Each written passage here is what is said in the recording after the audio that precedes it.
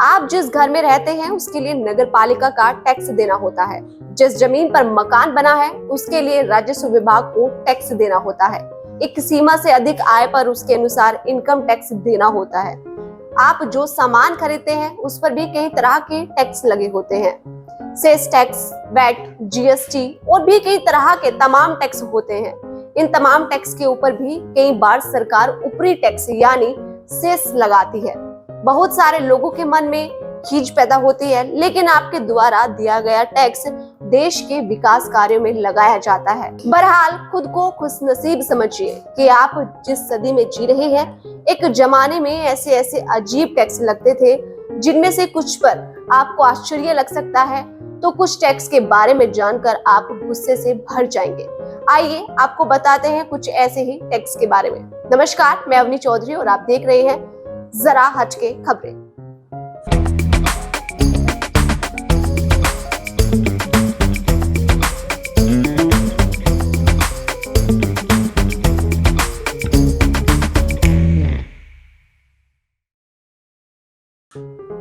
भारत के इतिहास पर नजर डाले तो एक दौर ऐसा भी था जब महिलाओं को अपने स्तन ढकने की भी मनाही थी। 19वीं सदी में दलित महिलाओं की छाती पर कपड़ा या ब्लाउज दिखते ही चाकू से खींचकर फाड़ दिया जाता था। महिलाओं के साथ इस तरह की ऊंच नीच और भेदभाव की दास्तां कब और कैसे शुरू हुई, जानिए विस्तार से।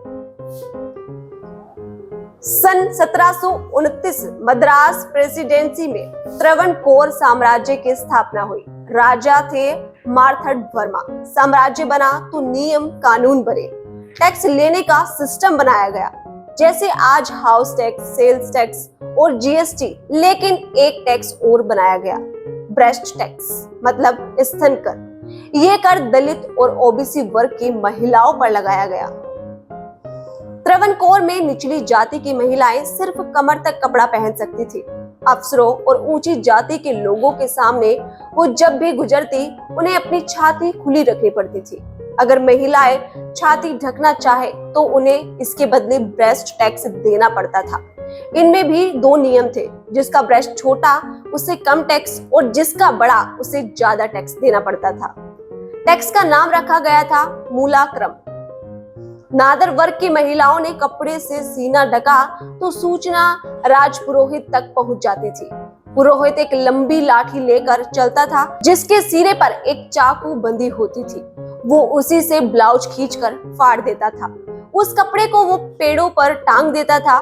यह संदेश देने का एक तरीका था कि आगे कोई ऐसी हिम्मत ना कर सके। 19वीं शताब्दी की शुरुआत में चेरथला में एक नागेली नाम की एक महिला थी। स्वाभिमानी और क्रांतिकारी थी। उसने तय किया कि ब्रेस्ट भी ढकूंगी और टैक्स भी नहीं दूंगी। नागेली का ये कदम सामंतवादी लोगों के मुंह पर तमाचा था। अधिकारी घर पहुंचे तो नागेली के पति चिरकुंडन ने टैक्स देने से मना कर दिया। बात राजा तक पहुंच गई। राजा ने एक बार बड़े दल को नागेली के घर भेज दिया, जहां पूरा गांव इकट्ठा हो गया। अफसर बोले, ब्रेस्ट टैक्स दो, किसी भी तरह की माफी नहीं मिलेगी। नागेली बोली, रुकिए मैं लाती हूँ टैक्स। नागेली अपनी झोपड़ी में गई। बाहर आई तो लोग दंग रह गए। अफसरों की आंखें फटी की फटी रह गई। नागेली केले के पत्ते पर अपना कटा स्तन लेकर खड़ी थी। अफसर भाग गए। लगातार ब्लीडिंग से नागेली जमीन पर गिर पड़ी और फिर कभी ना उठ सकी। नागेली की मौत के बाद उसके पति चिरकुंडन ने भी चिता में कूदकर अपनी जान दे दी। भारतीय इतिहास में किसी पुरुष सती होने की ये एकमात्र घटना है। इस घटना के बाद विद्रोह हो गया, हिंसा शुरू हो गई। महिलाओं ने फुल कपड़े पहनना शुरू कर दिए। मद्रास के कमिश्नर त्रावणकोर राजा के महल में पहुंच गए। कहा, हम हिंसा रोकने में असफल साबित हो रहे हैं, कुछ करिए। राजा बेकफुट पर चले गए। उन्हें घोषणा करनी पड़ी कि अब नादर जाति की महिलाएं बिना टैक्स के ऊपर कपड़े पहन सकती हैं। नादर जाति की महिलाओं को स्तन ढकने की इजाजत मिली तो एजवा, शेनार या शनारस और नादर वर्ग की महिलाओं ने भी विद्रोह किया। उनके विद्रोह को दबाने के लिए उच्च परिवार की स्त्रियां भी आगे आ गई। ऐसी ही एक कहानी सामने आती है जिसमें रानी अनितिगल ने एक दलित महिला का स्तन कटवा दिया था। इस कुप्रथा के खिलाफ विद्रोह करने वाले लोग पकड़े जाने के डर से श्रीलंका चले गए, वहां के चाय बगाने में काम करने लगे। इसी दौरान त्रावणकोर में अंग्रेजी का दखल बढ़ा। 1829 में त्रावणकोर के दीवान मुनरो ने कहा, अगर महिलाएं ईसाई बन जाए तो उन पर हिंदू का ये नियम नहीं लागू होगा, वो स्तन ढक सकेंगे। महिलाओं को सरेआम फांसी पर चढ़ा दिया गया। मुनरो के इस आदेश से ऊंची जाति के लोगों में गुस्सा भर गया, लेकिन अंग्रेज फैसले पर टिके रहे। सन 1859 में अंग्रेजी गवर्नर चार्ल्स ट्रेवेलियन ने त्रावणकोर में इस नियम को रद्द कर दिया। अब हिंसा करने वाले बदल गए। ऊंची जाति के लोगों ने लूटपाट शुरू कर दी। नादर महिलाओं को निशाना बनाया और उनके अनाज जला दिए।